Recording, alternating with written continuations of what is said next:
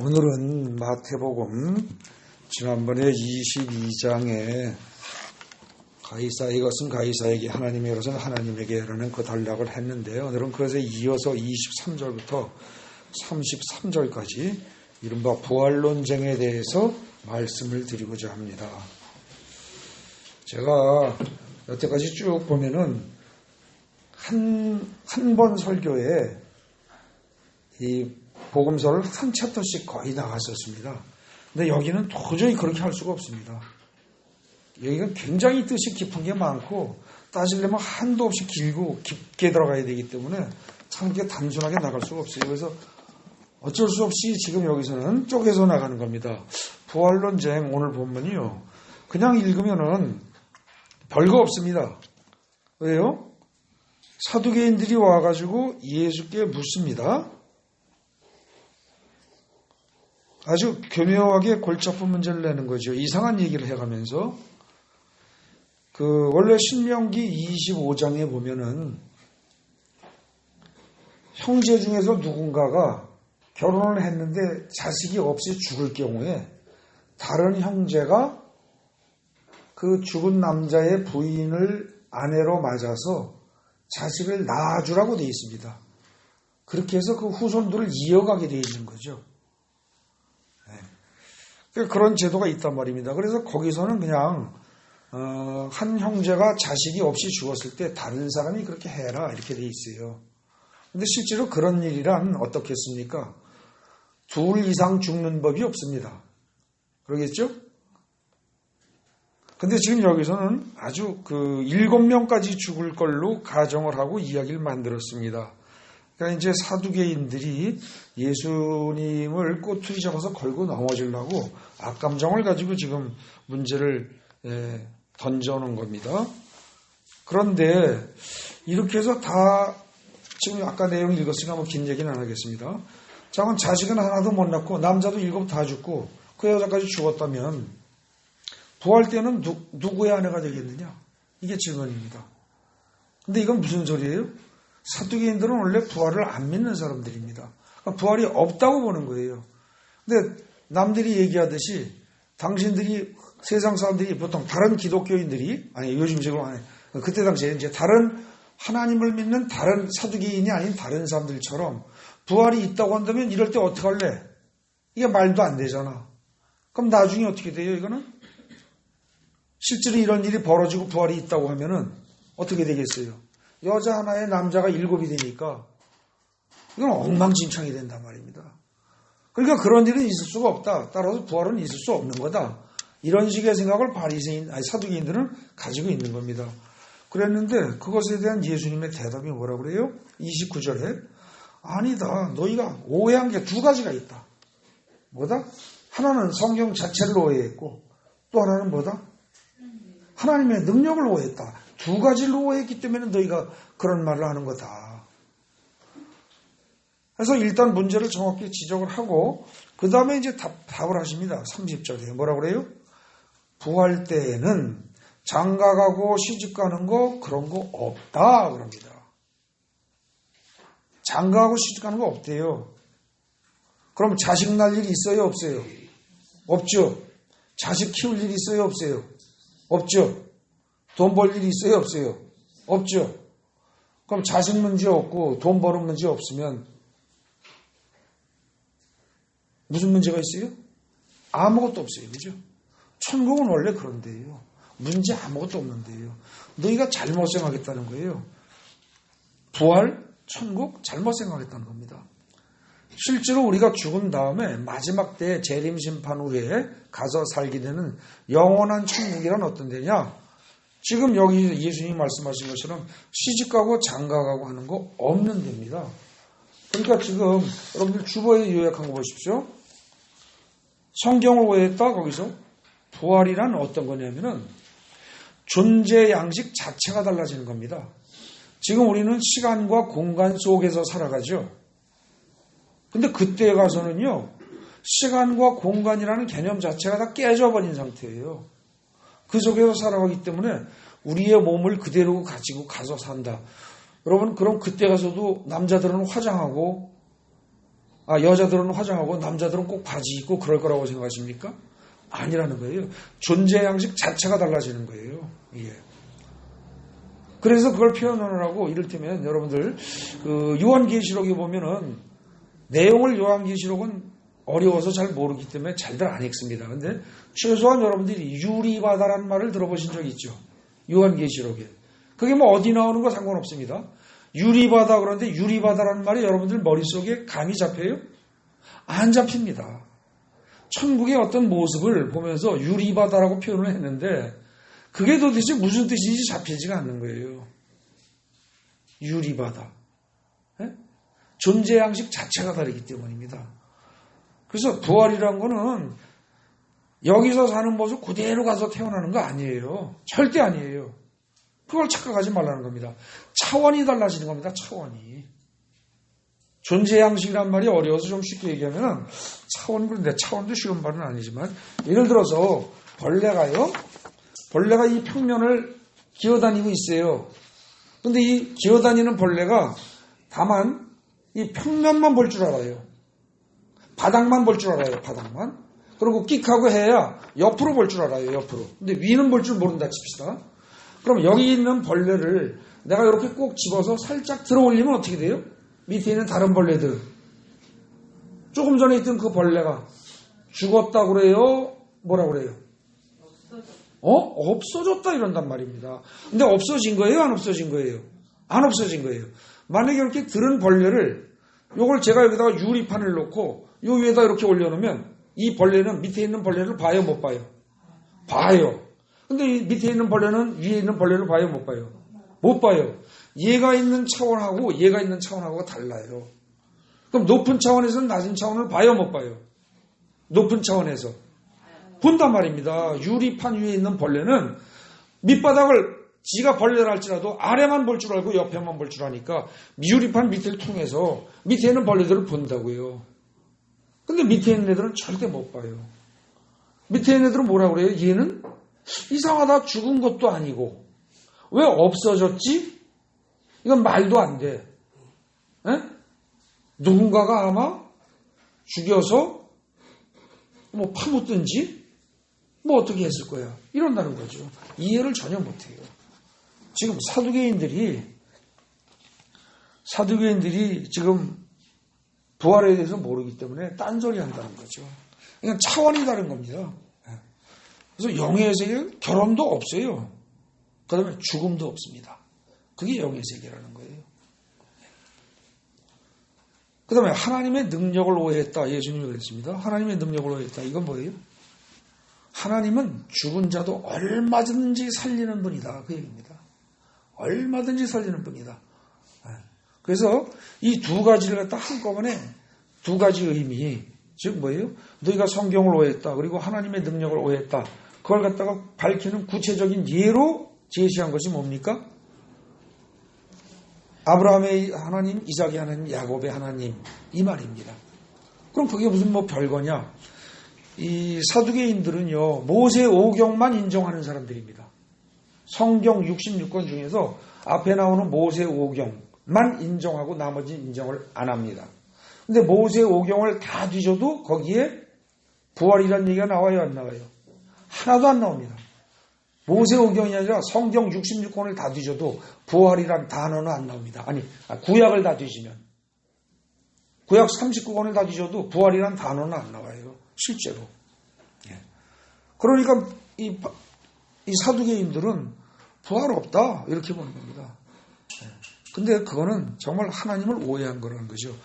나는 아브라함의 하나님이다, 이삭의 하나님이다, 야곱의 하나님이 이다라고 성경에 이야기가 돼 있는데 그게 어디 나와요? 여러분들 성경에 보십시오. 뭐라고 되어 있습니까? 출애굽기 3장 6절에 모세가 하나님을 만날 때 떨기나무 불꽃을 통해서 나타나시는 하나님을 만날 때 그때 하나님이 말씀하시기를 나는 아브라함의 하나님, 이삭의 하나님, 야곱의 하나님이다 이렇게 말씀하십니다. 근데 사실 아브라함, 이삭, 야곱은 그때 당시 모세를 기준으로 해서 이미 500년쯤 전에 살다가 죽은 사람들입니다. 그렇다면 말이 안 되는 거죠. 그런데 그때 이었다가 아니고 과거에 살던 아브라함, 이삭, 야곱의 하나님이다가 아니고 현재형으로 얘기를 했다는 거죠. 이 말은 뭐예요? 아브라함, 이삭, 야곱이 살아있다는 뜻입니다. 근데 살아있는데 인간이 보기엔 어때요? 살아있다는 느낌을 가질 수가 없죠. 이미 죽은 지가 언제예요? 지금 여기 예수님 시절로 말하면 이미 2000년 전에 죽은 사람인데요. 이 사람들은. 그러니까 아까 제가 예를 들 때 벌레가 이 평면에 이 종이 위에 있을 때 이거 한 마리를 딱 들어서 요 위에 유리판 위에다가 딱 올려놨다면 이 밑에 있는 벌레가 보기에 위에 있는 벌레는 안 보인단 말입니다. 사라졌다 그러죠. 네. 그 식으로 죽은 게 아니고 하나님이 보시기에 하나님은 옮겨놓으셨다는 겁니다. 실제로 죽은 게 아니라는 거예요. 그럼 육신의 죽음은 죽음이 아니라는 겁니다. 존재 양식이 바뀌는 거지. 마치 뭐처럼 여러분들 애벌레가 기어다니고 송충이가 말입니다. 기어다니면서 징그러운 모습을 하고 있잖아요. 털하고 등등, 그죠? 근데 그러다가 그것이 나중에 어떻게 됩니까? 고치를 짓고 나중에 날아다니는 나방이나 나비 이런 식으로 바뀌어버립니다. 완전히 삶의 형태 자체가 바뀌는 거죠. 존재하는 방식 자체가 완전히 바뀌는 겁니다. 그런 것이지 애벌레가 죽은 게 아니죠. 애벌레가 나비가 되는 것은 애벌레의 삶의 형식과 방법이 변화되는 것이지 애벌레가 죽은 게 아니란 말입니다. 그거하고 똑같다는 겁니다. 그래서 나는 아브라함, 이삭, 야곱의 하나님이다라는 거 현재로 말한 것은 이었다가 아니라 이다라고 말한 것은 아브라함, 이삭, 야곱이 지금도 살아있다는 뜻이고 그 살아있는 것은 육신의 눈으로 보기에는 안 보이지만 영의 세계에 엄연히 우리 한국식 표현으로 하면 두 눈 시퍼렇게 뜨고 분명히 살아있다는 겁니다. 그리고 설령 그들이 죽었다고 치자 그래도 하나님의 그 놀라우신 능력은 얼마든지 다시 살려내는 분이다. 네? 살려내는 분이다. 결국 너희들이 지금 사두개인들이 나한테 그런 문제를 제기하고 나를 꼬투리를 잡으려고 애를 쓰는데 너희들은 근본적으로 뭐예요? 육신의 세계만 알지 영의 세계, 보이지 않는 세계에 대해서는 하나도 모르기 때문에 그리고 영의 세계를 모두 다 주관하시고 육신의 세계는 물론이고 영의 세계까지 다 주관하시는 하나님의 절대적인 능력을 오해했기 때문에 너희가 그런 말을 한 거다. 그 얘기를 한 겁니다. 그래서 사실은 여기까지 하고 설교 끝내도 됩니다. 여기까지 해서 다 한 겁니다. 오늘 본문 설명 다 한 겁니다. 그런데 이게 문제가 뭐냐면은 이렇게 해도 여러분들은 무슨 생각이 들어요? 부활? 그러면 죽은 다음에 어떻게 된다는 얘기야? 이 생각이 듭니다. 그리고 성경을 전혀 모르는 분들은 여기까지 설명해 주는 것을 끝내는 게 훨씬 쉽습니다. 좋습니다. 머리 안 아프고.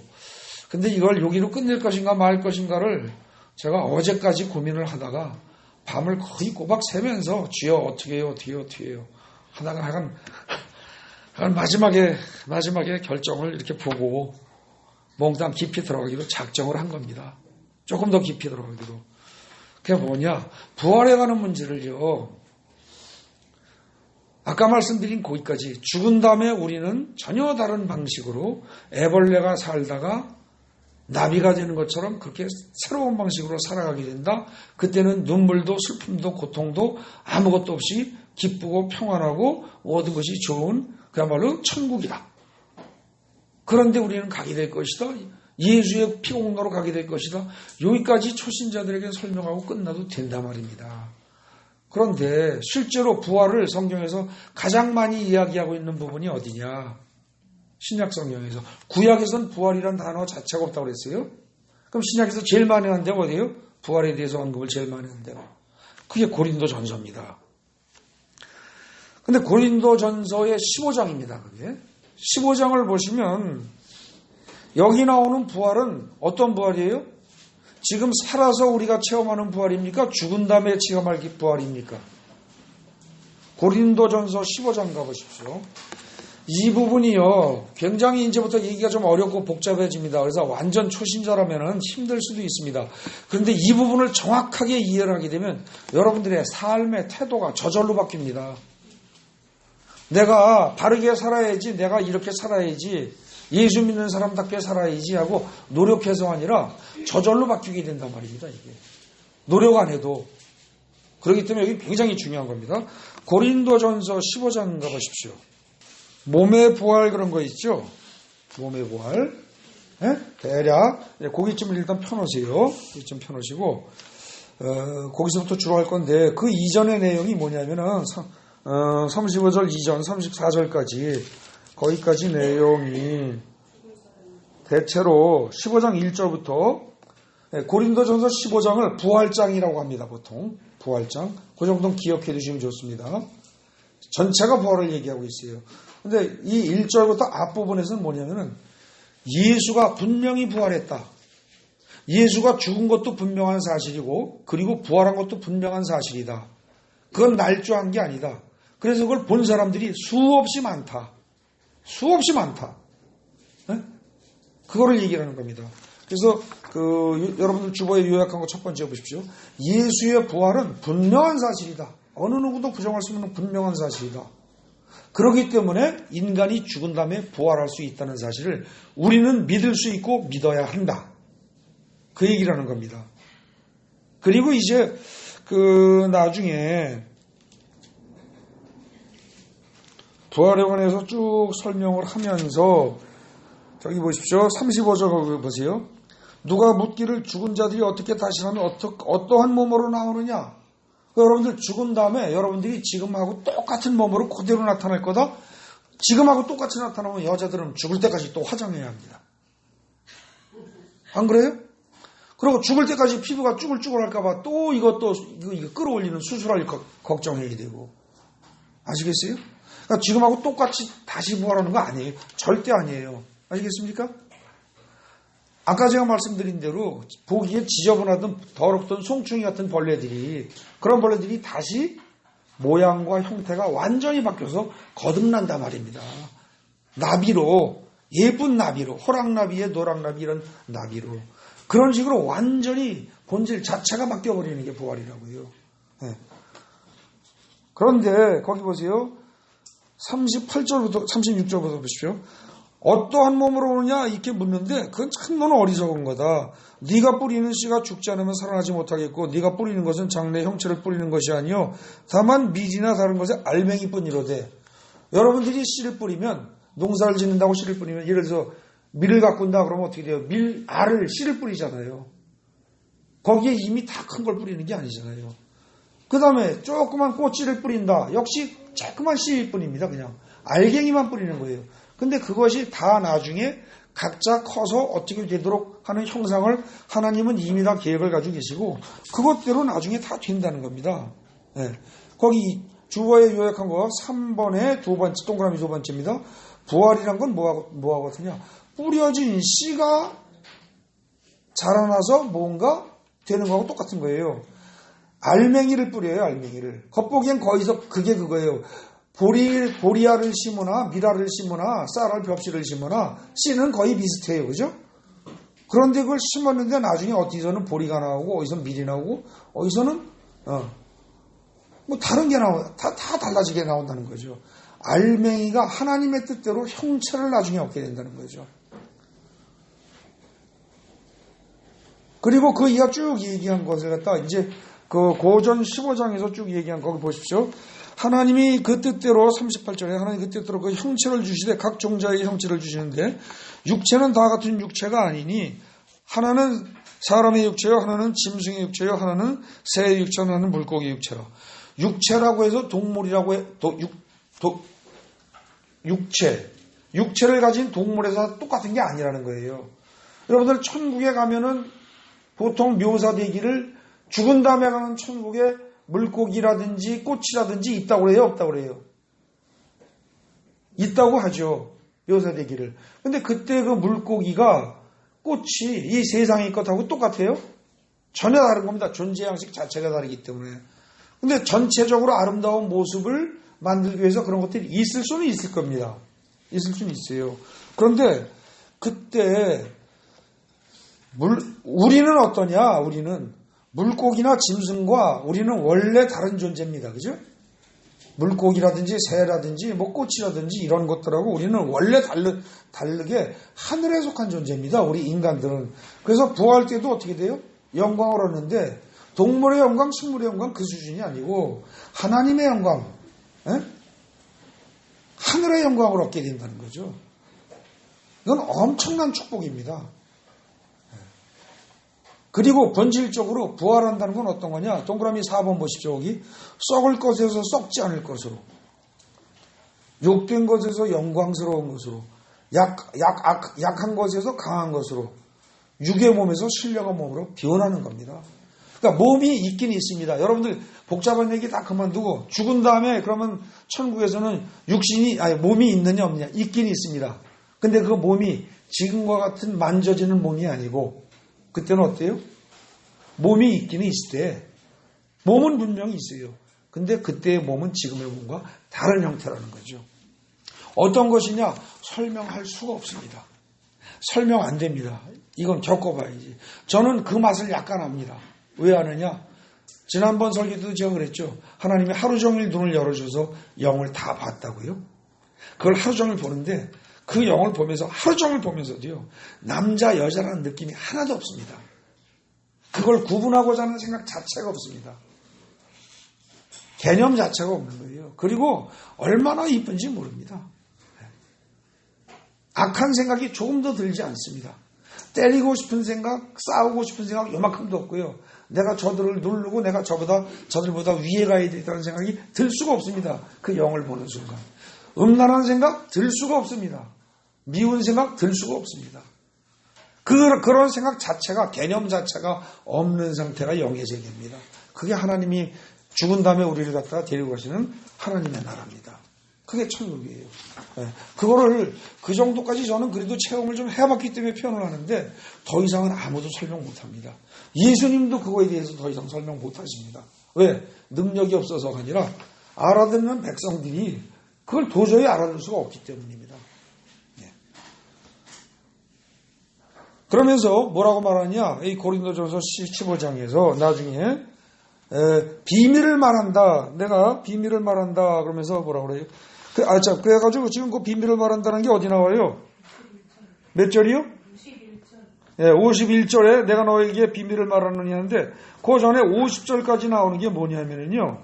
50절까지 특히 여러분들이 궁금해하는 부분이 어디냐면 40절, 41절 뭐 이런 데입니다. 하늘에 속한 형체도 있고 땅에 속한 형체도 있고 하늘에 속한 것의 영광이 따로 있고 땅에 속한 것의 영광이 따로 있고 해의 영광이 다르고 달의 영광이 다르고 별의 영광이 다르고 별과 별의 영광이 다 다르다.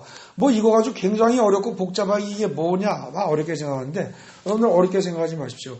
하늘나라가 만약에 우리가 가서 영원히 거할 어떤 그 시간과 공간 속의 공간이 아니고 그 차원을 벗어난 어떤 공간이라고 한다면 그 공간에도 꽃도 있고 별도 있고 다 있을 수 있다는 거죠. 그런데 그런 것들하고 여기서 말하고자 하는 건 뭐예요? 전혀 차원이 다르게 그 높은 영광의 빛을 발할 수 있는 존재, 영광의 빛을 받을 수 있고 또 발할 수 있는 존재가 바로 우리 믿는 자들이다. 지금 그 얘기를 하는 겁니다. 그러면서 그런 식으로 결국은 썩을 것이 썩지 않을 것으로 일시적인 것이 영원한 것으로 그리고 육신의 몸에서 신령한 몸으로 변하는 이 과정이 나중에 어떻게 된다? 지금 말하는 51절에 이건 비밀인데 이건 진짜 비밀인데 이게 마지막 날에 어떻게 된다고요? 그냥 순간 변해버린다는 겁니다. 순간. 일순간에. 마지막 나팔이 울리는 순간에 호련히 갑자기 그냥 확 변해버린다는 거예요. 그 전까지는 그렇지 않다가 이게 비밀이라는 겁니다. 그러니까 우리한테 굉장히 감사할 일입니다. 근데 문제는 여기 15장까지를 쭉 이거 그 고린도전서 15장을 다 읽어보고 꼼꼼히 연구를 해도 문제는 뭐냐면은 그럼 죽은 다음에 가는 거야? 이런 생각이 든다는 거죠. 죽은 다음에 가는 거야? 근데 절대 그렇지 않습니다. 죽은 다음에 가는 거라는 말은 성경에 여기를 보면 고전 15장만 보면 천국은 죽은 다음에 가는 것이라는 생각을 버릴 수가 없습니다. 인정해야 합니다. 분명히 죽은 다음에 가는 것입니다. 그런데 그게 아니고요. 요한복음을 잘 읽어보시면 요한복음 사실은 요한복음이요. 거의 전체가 다 천국은 어떤 데다? 이미 너희가 와 있는 데다. 예수 믿는 순간 이미 와 있는 데고 너희가 지금 누려야 하는 것이다라는 얘기를 요한복음은 처음부터 사실 하고 있습니다. 아주 멀리 잡으면 3장부터. 지금 이 얘기가 이제 얼마나 길어질지 모르겠는데 어려울 수도 있습니다만 잘 들어보십시오. 아주 최대한 쉽게 말씀드리겠습니다. 요한복음 3장 가보세요. 거기 무슨 얘기가 나와요? 예수와 니고데모 이렇게 나오죠. 니고데모 얘기가 나옵니다. 니고데모는 그때 당시 거기 어떤 인물이에요? 바리새인입니다. 그리고 이 사람은 유대인의 지도자라고 그랬습니다. 옛날 성경에 보면 산헤드린 공회원의 회원이다. 이제 그런 식으로 나오고 지금 주석에도 이렇게 나옵니다. 그러면 그때 당시 종교 지도자요. 대단한 사람이란 뜻입니다. 근데 이 사람이 자존심 체면 다 버리고 한밤중에 몰래 찾아와서 예수님한테 찾아와가지고 당신은 단순한 선생이 아니라 하나님께로부터 오신 선생인 줄을 내가 압니다. 나는 그렇게 알고 있습니다. 나는 그렇게 생각합니다. 2절에 얘기합니다. 예? 그러고서 참 놀라운 표적을 행하시기 때문에 난 그렇게 믿습니다. 그랬더니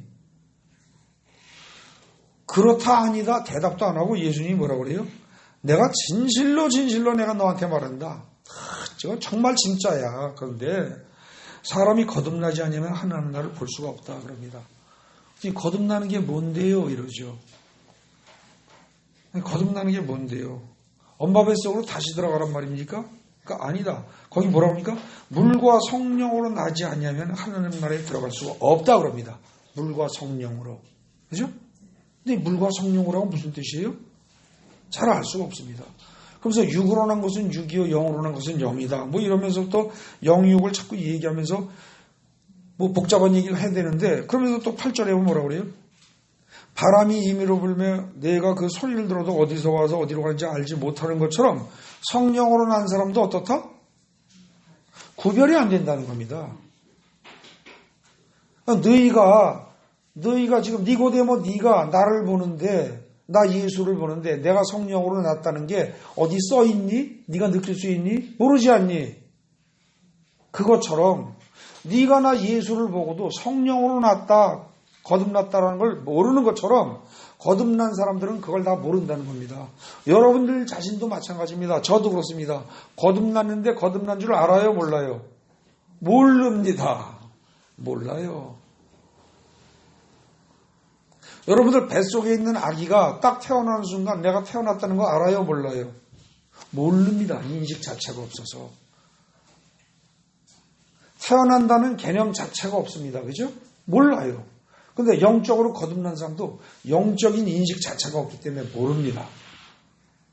여러분들 생일이 몇 년 몇 월 며칠이다라고 듣고 있는 것이 부모님이 그렇다고 가르쳐 주니까 그대로 믿는 것이지 여러분들이 확인하고 아는 겁니까? 불가능합니다. 영적으로 거듭난 사람은요, 거듭났다는 것을 자기도 모릅니다. 남도 모릅니다. 그런데 거듭난 건 틀림없습니다. 근데 이 거듭났다라는 말을 한자말로 하면 뭐예요? 중생이죠. 중생. 근데 이 중생은 어떤 것이냐? 성령으로 거듭난 거라는 거예요. 성령이 여러분들 안에 들어오면 어떻게 돼요? 거듭난 겁니다. 근데 그 표가 얼굴에 쓰여져 있느냐? 그걸로 다 이를테면 손가락이 하나로 좀 더 생기느냐? 이빨이라도 하나 더 생기느냐? 아니라는 거죠. 전혀 아니라는 겁니다. 여기요. 이 요한복음 3장의 거듭난 이야기는 물과 성령으로 거듭나야 된다 그랬어요. 근데 여러분들 물과 성령으로 거듭난 인물이 성경에서 최초로 물과 성령으로 거듭난 인물이 누굽니까? 예수. 어디서 나옵니까 그게? 네? 지금 우리는 마태복음을 살피고 있죠. 마태복음 맨 앞에 가보십시오.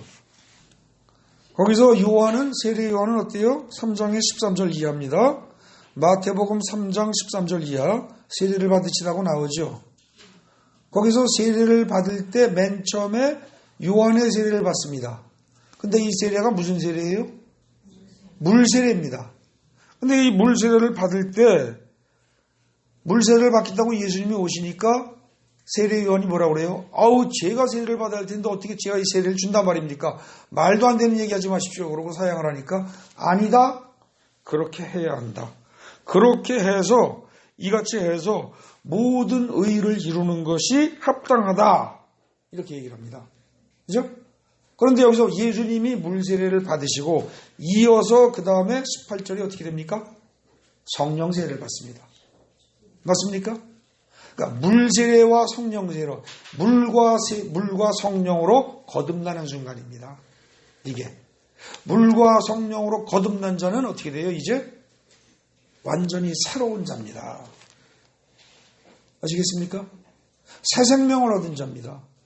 단순한 그냥 육신의 생명을 가지고 사는 자가 아니에요. 물과 성령으로 거듭난 자, 새 생명을 얻은 자, 하나님의 성령이 내 안에 들어온 자입니다. 하나님의 영으로 살아가는 자입니다. 영원한 생명을 얻은 자입니다.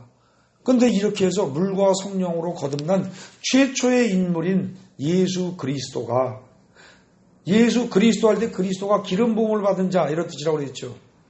예? 예수 그리스도란 말은 기름 부음을 받은 예수라는 자 이런 뜻이에요. 그때 기름 부음이 뭐예요? 성령으로 기름 부음입니다. 그러니까 성령으로 보증한 예수 그 소리입니다. 이게. 그래서 다시 여러분들 주보에 가보십시오. 물과 성령으로 거듭나지 않으면 하늘을 볼 수 없다. 이게 요한복음 3장에서 얘기하는 겁니다. 근데 요한복음 4장 보시면은 참 이게 재미납니다. 요한복음 4장은 무슨 얘기가 나와요? 우리 주보에 항상 나오는 여기 그림, 이 이야기입니다. 사마리아 수가성의 온물가에서 예수를 만난 여자 이야기. 이름도 없습니다. 근데 이 여자 이야기, 이 이야기인데 이 이야기가 뜻하는 건 뭐예요? 찾아오신 예수님입니다. 이게 찾아오신 예수. 누구를 찾아와요? 죄인을 찾아온 겁니다. 이 여자는 어때요? 그때 당시에 이미 남편이 5이 있었고 지금 있는 남편도 남편이 아니라고 합니다. 그죠? 그야말로 팔자가 기구한 사람입니다. 인생 그렇게 살려고 해도 쉽지 않을 만큼 기구한 팔자에 참으로 힘든 사람입니다. 그래서 남의 눈을 피해서 한낮에 뜨거울 때 남들 없을 때 온물가에 물들어 나와야 하는, 어떻게 보면 대인 기피증에 걸린 사람입니다. 자기 안에 폐쇄될 수밖에 없는 그런 사람인데 이런 여자를 예수님이 찾아옵니다. 그래서 온물가에서 만납니다. 근데 여러분들 재미난 게 있어요. 성경은 참 재밌습니다. 구약 알면 알수록 재밌습니다. 구약의 온물가에서 여자들 얘기 나오면 그때마다 다 어떻게 돼요? 남자 만나는 얘기 나옵니다. 네? 그렇다고 뭐 온물가라는 데가 뭐 연애하는 뭐 썸씽이 벌어지는 그런 뜻이 아니고, 잘 보십시오. 구약에 맨 처음에 온물가에서 만나고 하는 얘기가 누가 나오죠? 여러분 주보에 거기 제가 적어놨습니다. 맨 처음에 창세기 24장에 보면요, 리브가가 어떤 남자를 만나는데 그 남자가 누구예요? 아브라함이 종을 보내죠. 며느리감을 구하기 위해서 아브라함이 직접 움직일 수는 없으니까 노새하고 해서 직접 못 움직이니까 자기가 종을 보냅니다. 아마 그 종의 이름이 엘리에셀일 것이라고 추정을 하는데 엘리에셀이라는 이름은 없습니다. 그냥 이름 없는 종인데 어쨌든 그 종이 처음으로 리브가를 만나는 것이 온물가였습니다. 남자가 찾아와서 직접 오든 대리인이 오든 찾아와서 여자를 찾아서 섹시감을 구해서 남자와 결혼하도록 하는 첫 번째 만남의 장소가 지금 리브가의 경우, 이삭과 리브가의 경우 온물가였다는 거죠. 그 다음에 그 아들인 야곱도 어떻게 돼요? 형님을 속이고 도망가서 바다나람으로 가서 거기서 외삼촌 라반을 만나게 되는데, 만날 때 처음으로 가서 사람을 만난 장소가 어디예요? 온물가였고 거기서 첫눈에 쏙 들어온 라헬을 거기서 만납니다. 그죠? 네. 그 다음에 모세가 십보라를 만나는 것도 역시 온물가에서였습니다. 그래서 구약에 이 여자들이 나오고 온물가가 나올 때 보면은 꼭 모종의 남자들을 만나는데 그 남자들이 어려운 지경에 있는 사람들을 건져주고, 그 여자들을 건져주고 혹은 도움을 주고받으면서 결국은 나중에 혼인관계로 들어갑니다. 네? 결혼하는 상태로 들어가는 거죠. 그런 이야기가 구약에 3번이 나옵니다. 그런데 요한복음 4장에 이 사마리아의 이 여인도, 온물가의 여인도 온물가에서 예수를 만나는데, 이 사람은 어찌 보면 주의 많은 여자요, 인생 팔짝 기구한 여자입니다. 근데 이 사람이 예수를 만납니다. 이게 무슨 뜻이에요? 이 예수님이 이 여자하고, 여러분들 다 내용 아시죠? 웬만한 거. 가서 누구 데려와라? 남편 데려와라. 왜 하필이면 남편을 집어서 얘기를 했겠어요? 네. 이때 당시에, 뭐 요즘은 세상이 바뀌어서 좀 덜합니다. 여자들 혼자서 얼마든지 돈 벌어서 자기 혼자서 결혼을 하고도 잘 사는 사람 많으니까. 근데 이때 당시에 여자는 어때요? 무조건 남자에게 의지해서 살게 돼 있는 그런 사회였습니다. 그죠? 그런 분위기 속에서 이 여자가 믿고 의지할 만한 남편이 인생살이에 없었다는 겁니다. 근데 여기서 만나서, 예수를 만나서 사람이 확 바뀝니다. 여기서 예수는 영적인 남편을 말하는 겁니다. 지금 영적인 남편을 만난다는 얘기예요. 근데 이제 3번 동그라미 보십시오. 주보에 맨 밑에 4번째 줄입니다. 예수라는 영적인 남편을 만나는 순간에 이 사마리아 온물가의 여인은 예수를 통해서 영원한 생수를 얻게 됩니다. 그 결과 어떻게 돼요? 즉시 그 삶의 모습이 달라집니다. 아까 말씀드린 대로 남의 눈을 피해서 한낮에 물을 떠나서 조용히 물 떠가지고 조용히 돌아가고 대인 기피증에 걸렸을 만한 이 여자가 동네방네에 떠들고 다니면서 어떻게 돼요? 내가 엄청난 사람을 만났다. 그리고 천도를 합니다. 삶이 확 바뀌어지는 거죠. 네. 이것이 곧 뭐예요? 3장에서 말한 거듭남의 결과입니다. 니고데모가 이해하지 못했던 거듭남의 결과라는 거죠. 근데 이 여자는 자기가 거듭난 걸 알아요, 몰라요? 모릅니다. 자기도 몰라요. 근데 삶의 모습이 확 바뀐 겁니다. 네. 이게 사실은 뭡니까? 이게 현세적 부활입니다. 여러분들 부활 그러면 죽은 다음에만 체험하는 거 아니에요. 지금 살아서 체험하는 겁니다. 여러분들이 체험을 했는데 체험한 줄을 모르고 있는 겁니다. 여러분들이 예수 믿고 교회 다닌다고 하면서 영접 기도하고 그러면서 아무 생각 없이 말로만 나불나불 했을 때는 아닐 수도 있을지 모릅니다. 근데 무엇인가 마음에 기쁨이 있고 즐거움이 있고, 여러분들이 교회 다니면서 이제까지 가만히 보면 뭔가 그래도 교회 갔다 오면 마음이 편안하고 깨끗해, 뭔가 좀 기분이 괜찮은 것 같아라든지, 어떤 한때 찬송가가 무척 즐겁고 찬송가가 신이 나고 자꾸 부르고 싶을 때가 있었어. 또 어떤 때는 성경 말씀이 그렇게 재밌고 좋은 적이 있었어. 교회 가는 게 그렇게 좋고 교회 얘기만 나와도 굉장히 기분이 좋고 막 이랬어. 등등 그런 경험이 조금이라도 있는 분들은 이미 사실은 뭐예요, 그게? 이미 거듭난 사람들입니다. 요즘은 그런 것들을 다 잊어버리고 덤덤하니 요즘은 내가 봐도 신앙이 엉망인 것 같아. 그래도 좋습니다. 이미 그런 경험을 한 번이라도 했던 분이라면 그분은 이미 거듭난 거예요. 중생입니다. 다시 태어난 겁니다. 다시 태어났다는 건 뭐예요? 예수의 영이 내 안에 다시 들어왔다는 얘기입니다. 전에는 없던 영이 들어온 거예요. 이거는 이미 뭐예요? 부활한 겁니다. 죽을 수밖에 없는 운명에 있던 나의 영혼이 다시 살아난 겁니다. 부활, 다시 살아난 것.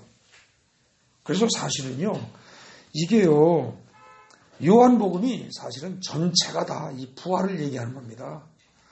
이렇게 해서 지금 4장까지 살폈어요. 그럼 5장은 어떻게 됩니까? 5장. 요한복음 5장. 오래된 병을 고치시다 그랬어요. 그러면서 거기 중풍병자 얘기 나오죠. 여기 왜 중풍병자 얘기 나올까요? 이거 참 놀라운 겁니다. 제가 여기서 길게 살피진 않겠습니다. 여기서 다른 환자 아니고 중풍병자 얘기를 하는 이유는 뭐냐? 중풍병자란 대부분 어떻습니까? 반쪽이 병든 거죠. 맞습니까? 반쪽이 감각이 없어요. 몰라요. 이게 중풍의 특징입니다. 여기 중풍병자라 말하는 거는 왜 말하느냐? 우리 인생들이, 여러분이나 저나 우리 대부분의 인생들은 어떻다? 육의 세계만 알았지 영의 세계는 모른다는 겁니다. 육의 세계만 알고 영의 세계에 대해서는 감각이 전혀 없는 존재. 이게 영적인 중풍병자입니다. 아시겠습니까?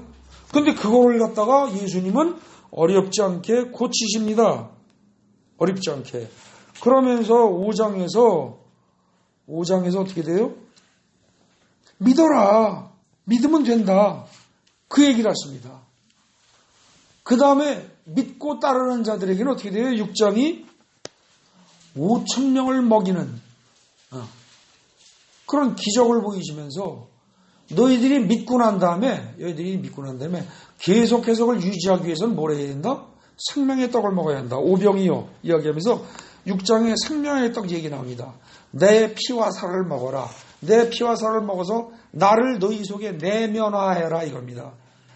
여러분들이 음식을 먹으면 그 먹은 음식이 먹고 마시는 음식이 내 몸 속에 들어가서 나하고 하나가 되잖아요. 나의 몸과 나의 살과 피를 먹어서 너희가 나와 하나가 되라. 그 얘기를 하는 게 6장입니다. 예. 11장쯤 가서 어떻게 됩니까? 11장쯤 가서 요한복음 11장 11장 가보세요. 거기 뭐가 나와요? 죽은 나사로를 살린 얘기 나옵니다. 그죠? 네? 죽은 나사로를 살린 얘기. 요거 나오면서 여기서 말하고자 하는 게 뭐예요? 이미 죽어서 냄새가 나는데 어떻게 산단 말입니까? 그 정도는 능히 살린다는 거예요. 근데 이 나사로 이야기에서 여러분들 잘 기억할 게 있습니다. 나사로가 죽기 전에 예수를 믿었어요? 부활할 걸 알았어요? 몰랐어요? 부활할 거라는 거 알았어요? 몰랐어요? 모르는 겁니다. 그렇잖아요. 그런데도 예수님은 살리셨습니다. 그렇다면 부활을 믿는 여러분들은 어떻게 되겠어요? 분명히 살아난다는 거죠. 네. 그래서 그 주보의 첫 페이지 맨 밑에 거기 쭉 읽겠습니다. 예수라는 영적인 남편을 만나는 순간에 영원한 생수를 얻게 된 여인은 즉시 그 삶의 모습이 달라집니다. 그런데 이렇게 삶의 모습이 달라진 이거는 요한복음 3장에서 말하는 거듭남의 결과입니다. 네? 중생의 결과예요. 이것이 곧 현세적 부활, 지금 이 자리에서 경험하는 부활입니다. 그러니까 여러분들이 사실은 이미 영적으로 부활한 사람들입니다. 근데 그걸 갖다가 잘 모르는 거죠. 단 그 부활한 경험을 언제 느껴봤어요? 잠시? 한때 성경을 읽을 때 성경 말씀이 그렇게 좋았고 찬송을 부르는데 그게 그렇게 좋다든지 뭔가 일시적으로나마 그런 체험을 하신 분들이 있죠. 그분들은 이미 사실은 부활을 경험한 사람들입니다. 그게. 근데 혹시 교회를 다니면서 지금까지 그것이 얼마가 됐든 단 한 번도 성경이 그렇게 꿀송이처럼 달다는데 그런 느낌도 느껴본 적도 없고 찬송가가 부르기 좋고 듣기 좋고 그걸 부르면 괜히 마음이 편하고 그렇다는 느낌도 전혀 느껴본 적이 없고 꼭 기도할 때 무슨 신령한 체험을 하는 거 그거 말고요. 그거 말고 일상적으로 기독교인이라면 누구나 느낄 만한 그런 것들을 한 번도 느껴본 적이 없다. 그럼 그 사람은 조금 정말 내가 그리스도인이 된 건 맞아? 조금 생각해볼 필요는 있을지 모르겠습니다. 그래도 크게 걱정은 하지 마십시오. 아까 제가 말씀드린 대로 내가 이 세상에 태어난 순간에 내가 태어났다는 걸 인식하는 아기는 하나도 없습니다. 그리고 내가 이 세상 사람이다라는 걸 인식하는 거는 그 이후에 어떻게 돼요? 한참 세월이 지나서 인식이 생겨가고 난 다음에 나는 사람이다라는 걸 알죠. 영적으로 한참 성장한 후에 그걸 느낄 수 있습니다. 전혀 못 느껴도 걱정하지 마시기 바랍니다. 어쨌든 그래서 맨 밑에 두 번째 줄 이것이 곧 현세적 부활 즉 지금 이 자리에서 경험하는 부활이다. 그러므로 결국 중생한 자는 이미 현세적 부활을 경험한 자이다. 요거 굉장히 중요한 내용입니다. 여러분들 거듭났다 라는 사람은 거듭났다라고 말할 수 있는 사람은 이미 현세적 부활을 경험한 사람입니다. 그럼 현세적 부활을 경험했다는 것은 육신적으로는 여러분들의 그러니까 현세적 부활을 경험한 후에 육신적으로 바뀐 게 있어요, 없어요? 없습니다. 근데 여러분들의 영적 신분은 어떻게 돼요? 영의 눈으로 보면 완전히 바뀐 겁니다. 그래서 그전에는 세상 사람이었고 세상의 자녀였는데 이제는 어떻게 돼요? 하나님의 자녀로 영적 신분이 바뀌었다는 겁니다. 근데 느낌이 있어요, 없어요? 없다는 거죠. 그렇기 때문에 예수님이 뭐라고 그래요? 예수님이 저기 보십시오. 뒷페이지 주보의 맨 위에 보십시오. 4 동그라미. 하지만 니고데모가 그랬듯이 중생, 즉 현세적 부활이라는 영적 변화를 육신적으로는 절대 알 수가 없습니다.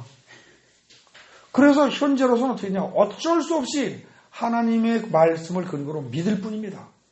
그래서 예수님은 요한복음 11장 25절 26절 마지막에 요한복음 11장 25절 26절 한번 찾아보겠습니다. 거기는 꼭 찾아야 됩니다.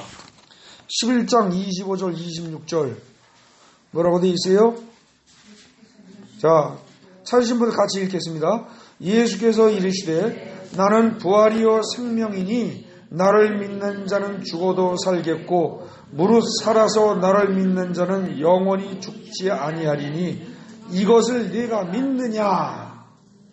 거기서 내가 곧 뭐다? 25절에 부활이고 생명이다. 그러니까 나를 받아들이면 너희는 생명을 얻은 것이고 나를 받아들이면 너희는 부활한 거다 이 얘기입니다. 이해되세요? 그러니까 여러분들이 예수를 믿기로 결정한 순간, 마음에 결정한 순간 여러분들은 영적으로 부활한 존재입니다. 아시겠습니까? 죽은 다음에 나중에 천국 가서 하는 부활 말고 이미 여러분들은 부활한 존재라니까요. 그래서 성경은 제가 지금 말씀드린 건 뭐냐면 성경은 부활을 두 가지로 얘기하고 있다는 사실입니다. 하나는 뭐예요? 예수를 믿는 순간에 이미 영적으로 부활했고 다만 그것을 우리가 느끼지 못할 뿐입니다. 아시겠습니까? 근데 그거는 이론적으로 느껴지는 거 아니에요. 니고데모처럼 이론적으로 빠삭하고 그때 당시에 영적 지도자라 할지라도 영적으로 눈이 어두운 사람은 논리적으로 이론적으로만 하나님을 아는 사람은 절대로 알 수가 없는 거죠. 아시겠습니까? 예. 그렇기 때문에 이거는 현재 영적으로 거듭났다 할지라도 부활했다 할지라도 믿을 수밖에 없다는 거예요. 그러니까 지금 25절 26절 이야기 끝에 영원히 죽지 않을 텐데 이것을 내가 믿느냐 이렇게 물으시는 겁니다. 예수님도 아마 이걸 논리적으로 어떻게 설명해주고 경험적으로 여러분들에게 사람들에게 보여줄 수 있다면 아마 보여주셨을 겁니다. 근데 이건 설명이 안 되는 부분입니다. 일단은 믿을 수밖에 없는 거죠. 그래서 그 현세적 부활을 그렇게 했다고 치면 우리는 못 느끼더라도 현세적 부활하는 결과가 어떻게 되느냐? 그 결과가요. 에베소서 2장 4절부터 7절 사이가 있습니다. 그거는 꼭 보겠습니다. 살펴보십시오. 에베소서 2장 4절부터 7절 거기 가보세요. 긍휼이 찾으신 분이 함께 읽습니다. 긍휼이 풍성하신 하나님이 우리를 사랑하신 그 큰 사랑을 인하여 허물로 죽은 우리를 그리스도와 함께 살리셨고 과거로 되어 있습니다. 살리셨어요 이미. 그리고 또 함께 일으키사 그리스도 예수 안에서 함께 하늘에 앉히시니 이게 현재로 되어 있습니다. 그죠? 문장이. 그런데요. 이 원래 성경이 한글로 된 게 아니고 원래는 뭐예요? 헬라어로 되어 있는 거죠. 신약성경에. 신약성경의 헬라어는요. 현재형이 현재 진행형하고 똑같습니다. 영어에서는 현재형과 현재 진행형이 구분이 되죠. 근데 헬라에서는 현재형 이퀄 현재 진행형입니다. 그러니까 지금 어떻게 되어 있어요? 함께 일으키셔서 그리스도 예수 안에서 함께 우리들을 어떻게 했다? 하늘에 앉히셔서 지금 우리가 계속 앉아 있다 이 소리입니다. 이게 아시겠습니까? 우리의 영적 신분은 이미 예수 안에서 하나님 옆에 우편에 예수님이 앉아 계신데 하나님 이렇게 앉아 계시면 하나님 우편에 예수님이 앉아 계신데 그 예수님 안에 우리가 같이 들어가서 이미 앉아 있다는 거예요. 근데 여러분들 잘 생각해 보십시오. 아까 예수가 우리의 영적인 신랑이라고 그랬습니다. 영적인 신랑이다. 이 말하고 잘 연결져서 생각해 보십시오. 예수 안에 지금 거기 본문에 뭐라고 되어 있어요? 6절에 그리스도 예수 안에서 함께 하늘에 앉히셔서 우리가 앉아 있다면 그리스도 예수 안에서 함께 앉혀서 이렇게 앉아진 채로 하나님 우편에 앉아 있대요. 무슨 관계예요? 이거는요, 부부관계라는 얘기입니다. 이게 보통 관계가 아니에요. 그냥 하나님의 자녀, 하나님 나라의 백성 정도가 아니고 하나님의 신부란 얘기입니다. 엄청난 놀라운 얘기예요, 이거는. 우리의 영적인 신부는 이미 그렇게 됐다는 거예요. 근데 그거를 지금 우리가 알아요, 몰라요? 모르는 거죠. 그러니까 모르니까 어떻게 됩니까? 교회를 다니면서도 잘 안 되는 겁니다. 행동이 변하지 않는 거예요. 바뀌지 않는 거예요. 내가 예수 믿어도 예수 믿기도 안 하고 행동이 바뀌지가 않아요. 변화되지는 않습니다. 그리고 옛날에 살던 습관대로 계속 살아가는 겁니다. 이건 마치 무슨 얘기하고 똑같으냐? 성경이 아닌 다른 것에서 예를 들어서 조금 하긴 하지만 왕자가 된 거지 이야기 있죠?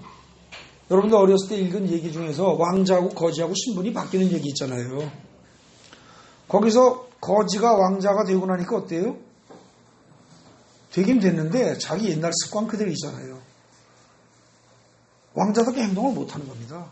왕자답게 행동을 하니까 답답해서 못 살겠는 거예요. 왕자답게 행동을 하려니까 어떻게 돼요? 일단 옷에 뭐에 딱 조이고 점잖게 입고 걸음도 점잖게 걸어야 되고 견딜 수가 없는 거예요.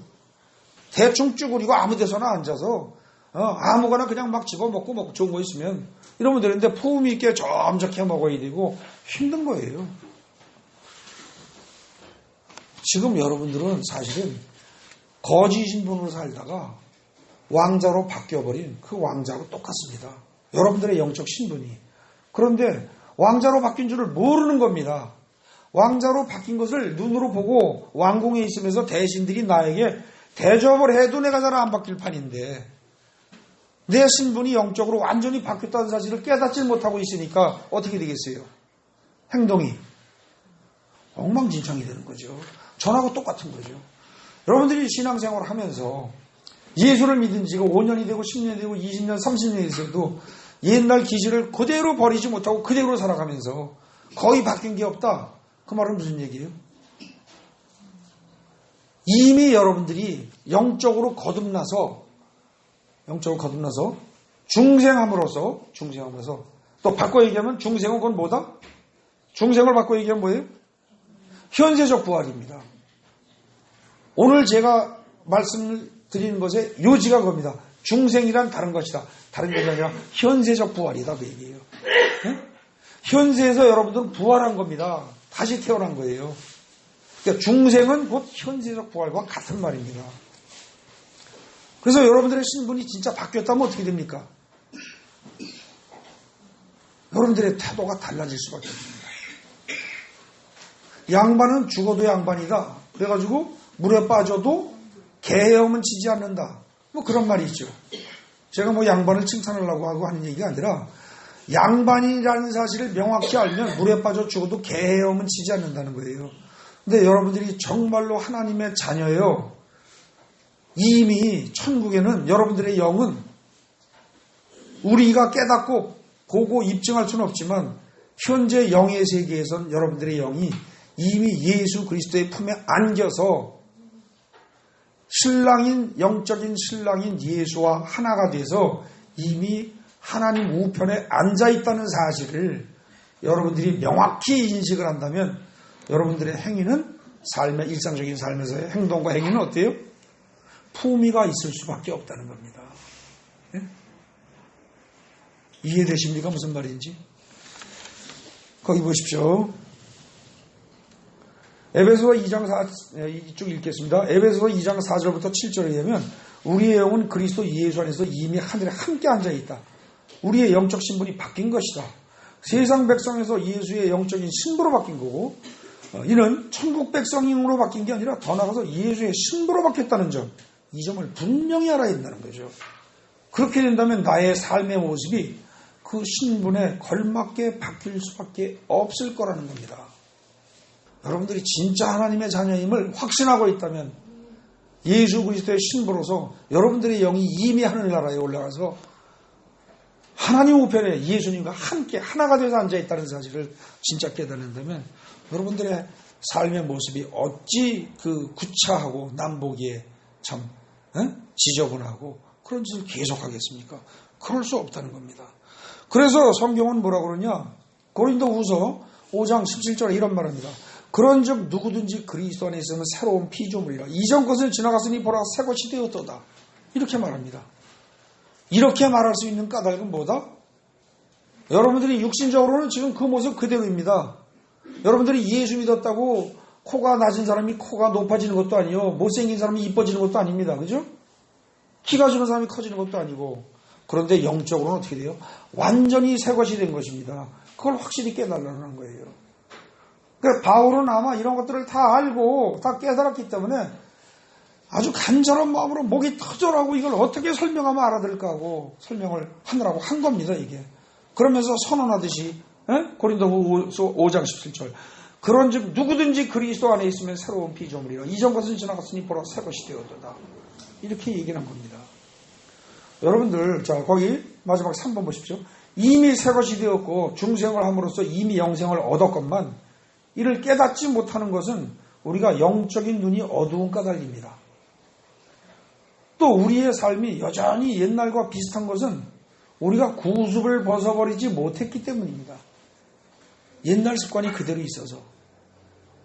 아까 그 왕자와 거지 이야기, 거지가 왕자로 바뀌었어도 주위 환경이 다 왕궁인데도 불구하고 자기 본성을 못 벗어나죠. 그 습관을 못 벗어버립니다. 그리고 그걸 봤는데 오랜 시간이 걸려요. 근데 우리는 주위 환경이 바뀐 게 없잖아요. 눈으로 보기에. 그렇기 때문에 이 오래된 습관을 못 벗어버리고 세상에 죄악된 모습으로 그대로 살아가는 것이 지속되는 건 어찌 보면 일시적으로 그건 당연한 겁니다. 그러니까 여러분들에게 제가 말씀드립니다. 그러한 자신의 모습을 보고 자학하지 마십시오. 그럴 수밖에 없는 존재들입니다. 그럼 우리가 해야 할 기도는 뭐예요?